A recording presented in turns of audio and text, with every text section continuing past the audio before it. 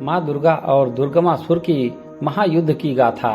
हिरण्याक्ष के वंश में उत्पन्न एक महाशक्तिशाली दैत्य हुआ जो रुरु का पुत्र था, जिसका नाम दुर्गमासुर था।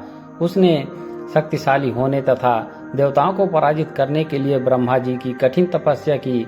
फलस्वरूप त्रिलोक में सभी संतप्त होने लगे। उसने समस्त मंत्र और वेदों को भी ब्रह्मा जी से मांग लिया। वर प्राप्त करने के कारण ऋषियों और देवताओं के समस्त वेद तथा मंत्र लुप्त हो गए तथा स्नान, होम, पूजा, संध्या, जप इत्यादि का लोप हो गया। इस प्रकार जगत में एक अत्यंत ही घोर अनर्थ उत्पन्न हो गया तथा हर विभाग न मिले के परिणाम स्वरूप देवता जराग्रस्त हो गए, निर्बल हो गए। देवताओं की यह दशा देखकर दुर्गमासुर दैत्य ने इंद्र की अमरावती पुरी को घेर लिया। देवता शक्ति से हीन हो गए। फलस्वरूप उन्होंने स्वर्ग से भाग जाना ही श्रेष्ठ समझा। भागकर वे पर्वतों की कंदरा और गुफाओं में जाकर छिप गए और सहायता हेतु आदि शक्ति अंबिका की आराधना करने लगे। हवन होम आदि न होने के परिणाम स्वरूप जगत में वर्षा का अभाव हो गया तथा वर्षा के अभाव में भूमि शुष्क तथा जल विहीन हो गया और ऐसा स्थिति 100 वर्षों तक बनी रही। बहुत से जीव जल के बिना मारे गए। घर घर में शव का ढेर लगने लगा। इस प्रकार अनर्थ की स्थिति को देख जीवित मानुष, देवता इत्यादि हिमालय में जाकर ध्यान, पूजा और समाधि के द्वारा आदि शक्ति जगदम्बा की आराधना कर उन्हें प्रसन्न करने का प्रयास करने लगे।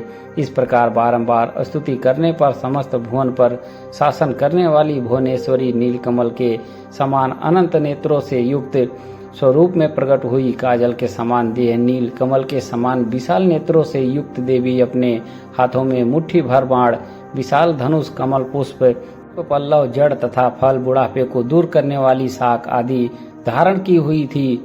दिव्य तथा प्रकाशमान अनंत नेत्रों के साथ वे जगधात्री भुवनेश्वरी समस्त लोकों में अपने सहस्त्रों नेत्रों से जलधाराएं गिराने लगी तथा 9 रातों तक घोर वर्षा होती रही।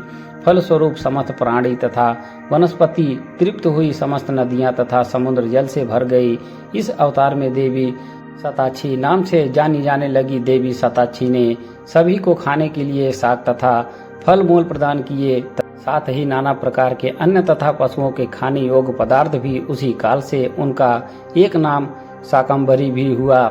एक दूत ने दुर्गमासुर को यह सभी गाथा बताई और देवताओं की रक्षक के अवतार लेने की बात कही। तक्षक ही दुर्गमासुर क्रोधित होकर अपने समस्त अस्त्र शस्त्र और अपनी सेना को साथ ले युद्ध के लिए चल पड़ा। दैत्यराज दुर्गमासुर ने देवता और मनुष्यों आदि पर प्रहार किया। परिणाम स्वरूप देवी के चारों ओर तेजोमय चक्र बना दिया तथा स्वयं बाहर आ खड़ी हुई। दुर्गम दैत्य तथा देवी के मध्य घोर युद्ध छिड़ गया। तदनंतर देवी के शरीर के उनकी उग्र शक्तियां देवी की सहायता हेतु प्रकट हुई।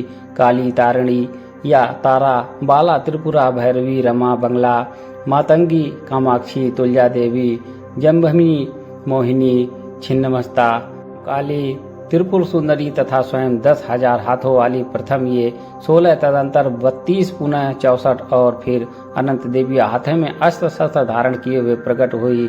10 दिन में दैत्यराज की सभी सेनाएं नष्ट हो गई तथा 11वें दिन देवी तथा दुर्गमासुर में भीषण युद्ध होने लगा। देवी के बाणों के प्रहार से आहत हो दुर्गमासुर रुधिर व बावन करते हुए देवी के सम्मुख मृत्यु को प्राप्त हुआ तथा उनके शरीर के तेज निकलकर देवी के शरीर में प्रविष्ट हुआ। इसके पश्चात ब्रह्मा आदि सभी देवता भगवान शिव तथा विष्णु को आगे कर भक्ति भाव से देवी की स्तुति करने लगे। इस प्रकार ब्रह्मा, विष्णु, शिव अन्य देवताओं के स्तुति करने तथा विविध द्रव्यों से पूजन करने पर देवी संतुष्ट हो गई तथा दुर्गा नाम से जाने जाने लगी। देवताओं द्वारा किए हुए में देवी दुर्गा की तीनों लोकों की रक्षा करने वाली, मोक्ष प्रदान करने वाली, उत्पत्ति, स्थिति तथा संहार करने वाली कहा जाता है। आदि शक्ति अंबिका की शक्ति है।